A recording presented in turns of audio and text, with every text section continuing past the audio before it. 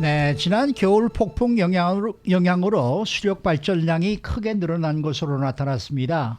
이로써 이번 여름은 깨끗한 에너지를 사용할 수 있고 정전 위험도 낮출 수 있을 것으로 전망이 됩니다. 오픈 AI가 개발한 챗 GPT-4가 일본의 의사 면허 시험에 합격했다라는 연구 결과가 공개가 됐습니다. 이처럼 AI 챗봇이 이 각종 전문직 시험을 제패하는 모습을 보이고 있어 일자리 대체에 대한 우려감도 커지고 있습니다. 자, 이채원 기자. 네, 안녕하십니까. 네, 지난 겨울 폭풍 영향으로 이 수력 발전이 많아지고 확장된 것으로 나타났네요. 네, 그렇습니다. 댐의 수력 발전량은 지난 3년 동안 건조한 기후로 감소한 이후에 이번 여름에 극적으로 늘어날 것으로 예상이 되는데요.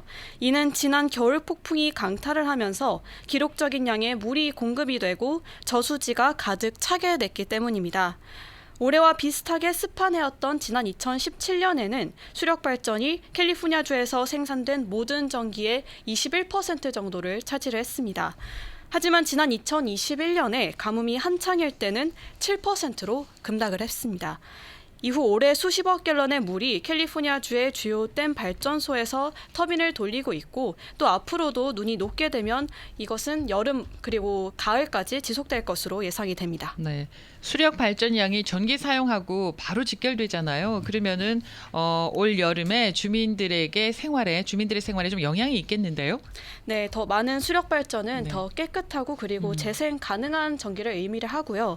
또 천연가스 등 기타 화석 연료를 태울 필요성이 적고 또 여름 폭염 기간 동안에 정전 위험이 적을 수 있다는 것을 의미를 합니다. 네. 또 기후변화가 최근 최대의 과제인 상황에서 스모그와 온실가스 배출을 줄일 수 있다는 점도 있습니다. 아니, 이 수치상으로 봤을 때 수력 발전 생산량이 얼마나 늘어난 거예요?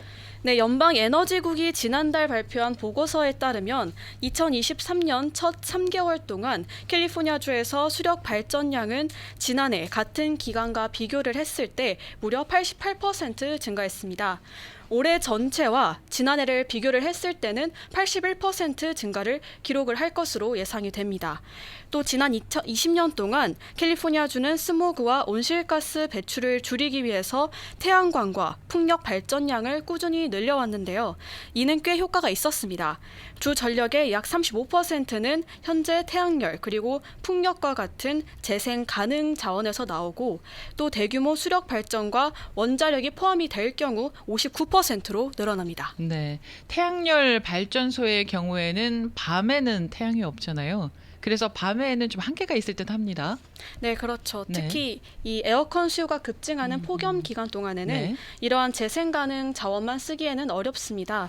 그래서 지난해 9월에는 캘리포니아주 전역에서 사상 최악의 폭염이 왔고 또 게빈 뉴섬 주지사는 주민들한테 오후 4시부터 9시 사이에 전기 사용을 줄일 것을 촉구했습니다. 또 대기오염 규칙을 완화를 해서 일시적으로 천연가스 발전소를 가동할 수 있도록 조치를 했고 정전을 간신히 피할 수 있었습니다.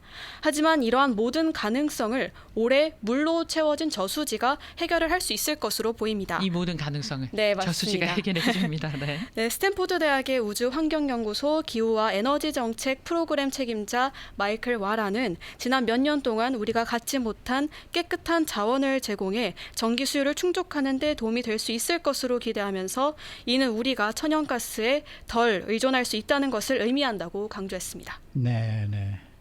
자, 다음 소식입니다. 오픈 AI가 개발한 AI 챗봇, 이 챗 GPT가 일본의 의사 면허 시험에 합격했다라는 연구 결과가 공개가 됐네요. 네, 그렇습니다.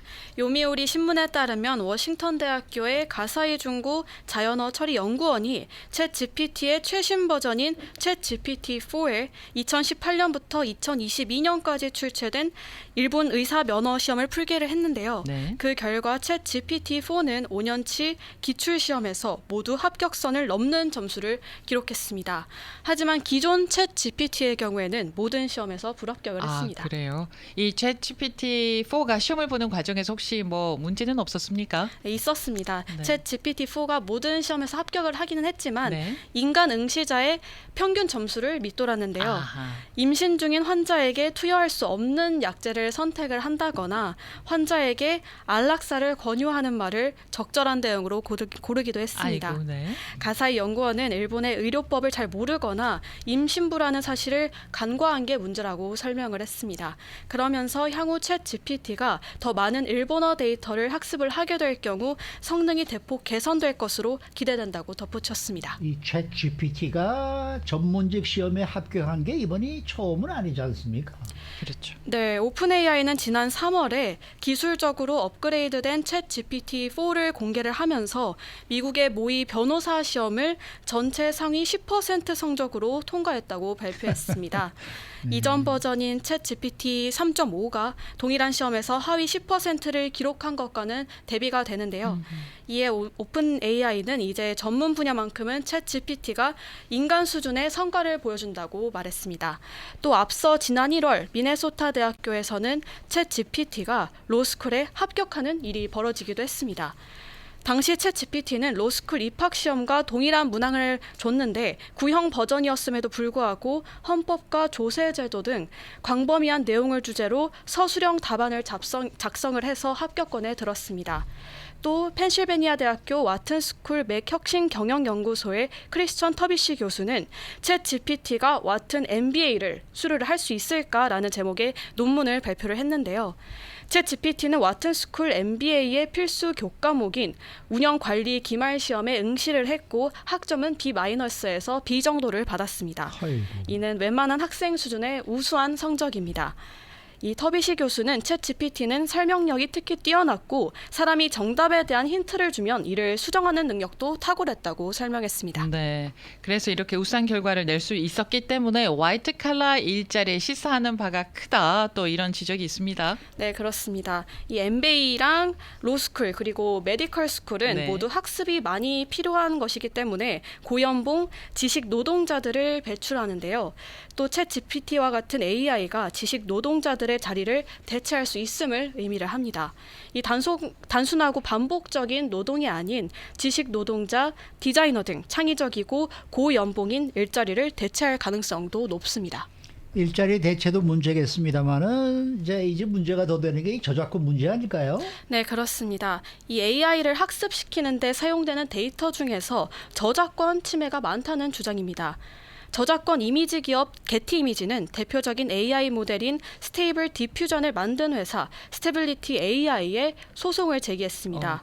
네. 게티 이미지는 스테빌리티 AI가 AI 모델을 만들고 학습을 시키는 데 사용한 이미지 중에서 게티 이미지에 저작권이 있는 이미지 수백만 장이 있었고 라이센스를 지급하지 않고 이를 사용했다고 주장을 합니다.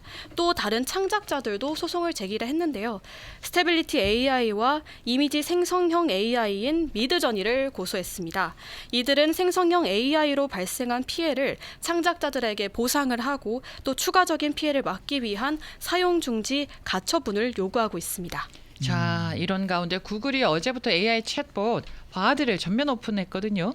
네, 구글이 어제 바드를 미국과 한국을 비롯해서 예. 전 세계 180개국에서 전면 오픈했는데요. 네. 이로써 챗 GPT와 본격적인 경쟁이 될 전망입니다. 바드에는 구글의 최신 대규모 언어 모델 팜2가 탑재가 됐는데요. 팜2는 지난해 4월 선보인 팜의 업그레이드 버전으로 100개 이상의 언어를 지원합니다.